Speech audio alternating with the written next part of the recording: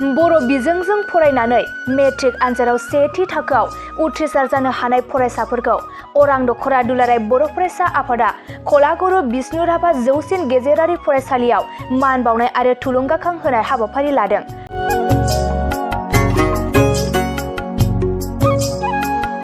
मख'जाथावदि बे हाबाफारियाव अदालगुरि जिल्ला एबसुनि गाहाय नेहाथारि बाबुल बर'जों लोगोसे दुलाराय बर' फरायसा आफादनि सोलोंथाइ नेहाथारि सोमावसार बसुमतारिया बाहागो लायो आरो बे हाबाफारियाव बाहागो लानानै गावसिनि बेसेनगोसा बिबुंथिनि गेजेरजों गुन गोनां सोलोंथाइ जांख्रिखांनाय हाबाफारिनि सायाव फोरमायो।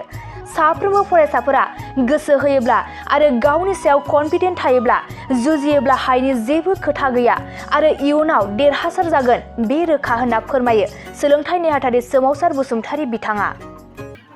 दिनै अरां दख'रा एबसुनि जि मेट्रिक आनजादाव सेथि थाखोआव उथ्रिनाय फरायसाफोरखौ बरायनाय हाबाफारि बेयाव बाहागो लाना आं खोब गोजोननाय मोन्दों आरो बेयो खोब जोंनि थाखाय मोजां। बेयाव जायफोर 9-10आव फरायनाय फरायसाफोर बाहागो लादों बिथांमोना नैबे हाबाफारियाव बाहागो लानानै गोसोआव मोनसे थुलुंगानाय मोनगोन आरो फैबाय थानाय समाव बिथांमोना जाहाथे नैबे फरायसाफोरा जेरैबायदि रिजाल्ट मोन्दों बेनिख्रुइ बांसिन बानायनायनि साबसिन लाखिनायनि थाखाय गोसोआव मोनसे साखाफारा बिथांमोना जादों आरो बे थुलुंगानायखौ बे फरायसाफ्रा मोनगोन आं बेखौ मिजिंथिदों।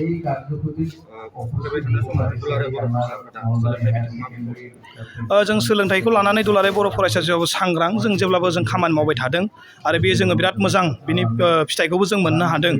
2006 मायथाइयाव 62ल' फार्स्ट डिभिजन मोन्दोंमोन नाथाय देग्लाय जोङो बिराद 3831 स्टुडेन्टफोरा देग्लाय मेट्रिकआव फार्स्ट डिभिजन मोन्दों। खोब मोजां मोनसे बेखायनो जोङो दायो क्वालिटि इडुकेसन मुभमेन्ट दि गुन गोनां सोलोंथाइनि जांख्रिखांनाय बे हाबाफारिखौ लाना जों खामानि मावदों। दा फैबाय थानाय समाव जोङो 9 to 12आव फरायनाय फरायसाफोरखौ लानानै जों माखासे हाबाफारि प्रफेसनेल कर्सफोरनि थाखाय जों ओरियेन्टेसन बिदि लागोन।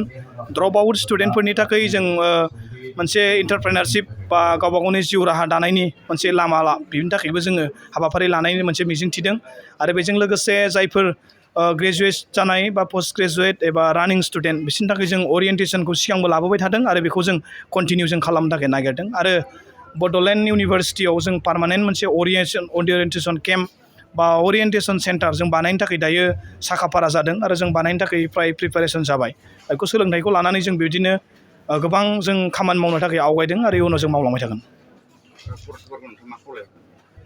फरायसाफोरखौ आं बयखौबो खावलायगोन गावबा गावनि थांखिखौ सिगाङाव लाखिनानै बिमा बिफानि बा समाजनि मोनसे रेसपन्सिबिलिटिखौ बुजिनानै बयबो कनसेन्ट्रेट होनानै जाहाथे फरायो, गोसो होनानै फरायो आरो गावनि थांखियाव बा गसंनो थाखाय बा मानसिनि जि भेलु गावनि स्टेटास बेखौ बानायनो थाखाय बयबो गोसो होयो आरो फरायनायजों लोगोसे गावनि जि मरेल मोनसे केरेक्टार बे केरेक्टारखौबो जाहाथे बयबो फरायसाफोरा लांफायो आंखौ जेब्लाबो खावलायगोन आरो कनसेन्ट्रेट होनानै गावनि सायाव कनफिडेन्स थायोबा जुजियोबा हायैनि जेबो खोथा गैया, इयुनाव साक्सेस जागोन बेयो सियर। गोजोनथाव खौरां नोंथांमोननि थाखाय लानानै फैदों MRM मेम'रियेल हस्पिटालाव गोबां बेमार फाहामथाय होनायनि खाबु।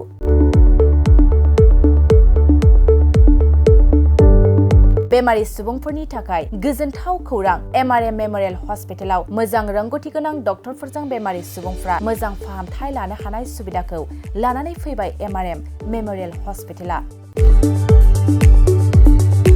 क'क्राझार सहरनि पुलिस पइन्ट आरो अमश्री हटेलनि साखाथियाव थानाय बयजोंबो मिथिसार जानाय MRM मेम'रियेल हस्पिटाला गोबां फेसिलिटिस खाबुफोर फोसावदों। MRM मेम'रियेल हस्पिटालनि फेसिलिटिफ्रानो जाबाय critical care, medicine, emergency medicine, paediatrician, pathologist, general medicine, diabetologist, OBS and gynae, cardiology, general surgeon, neurosurgery, advance laparoscopic ENT surgery department, ophthalmologist, surgical, gastroenterologist, neuropsychiatry, onco' surgery department, dermatologist, orthopaedics, residential medical officer, inter facility unit, physiotherapy, radiologist, histopathological department, urologist, emergency department, CT scan, X-ray, pathology department, vaccinator department आरो MRM memorial हस्पिटालाव 24 घन्टा जेब्लाबो खुलाय थागोन। लांलाय लाबोलायनि एम्बुलेन्सनि सुबिदायाबो 24 घन्टा थागोन। गोबां मिथिनो थाखाय नैबे 9854081948 93655020048